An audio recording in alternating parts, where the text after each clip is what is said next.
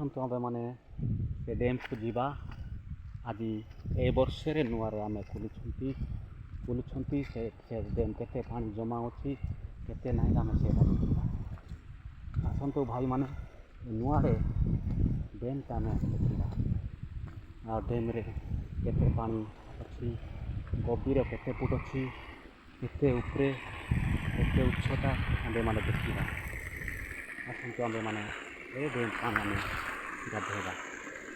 ସମସ୍ତେ ଡ୍ୟାମ୍କୁ ଆଶୀର୍ବାଦ ବୋଲେ ଆଉ ସକାଳେ ଆସିକି ଏଠି ଗାଧୋଉଛନ୍ତି ଆଉ ଗାଧେଇକି ସମସ୍ତେ ଶାନ୍ତିରେ ଯାଉଛନ୍ତି। ଏ ଡ୍ୟାମ୍ରେ କେତେ ଅଭାବୀ ଆମ ଗ୍ରାମରେ ଥିଲା। ମୁଁ ବାଟାଗୁଡ଼ା ପଞ୍ଚାୟତରେ ଆସିଛି ଗଙ୍ଗେରୀ ଗ୍ରାମରେ ଆଉ ସେ ଡ୍ୟାମ୍ ଦେଖିବା ପାଇଁ।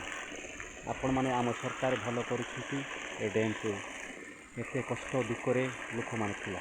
ଏହି ଡ୍ୟାମ୍ ଦେଖନ୍ତୁ ଏଇଟା କେତେ କେତେ 5 ଫୁଟ ଗଭୀର 5 ଫୁଟ 6 ଫୁଟ ଅଛି। 5 ଫୁଟ 6 ଫୁଟ ଗଭୀର ଅଛି। ଏବେ ଗାଧୋଇବା ପାଇଁ ଗାଈ ଗୋରୁ କୁଡ଼ ଆଉ ମଣିଷ ପଶୁ ଜିନିଷ କେତେ ସୁବିଧା ପାଉଛନ୍ତି।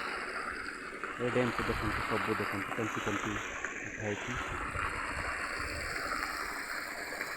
ଦେଖନ୍ତୁ ଆମେମାନେ ସମସ୍ତେ ଦେଖନ୍ତୁ ଏ ଡ୍ୟାମ୍ରେ ଆମେ ଗାଧୋଇବା ପାଇଁ।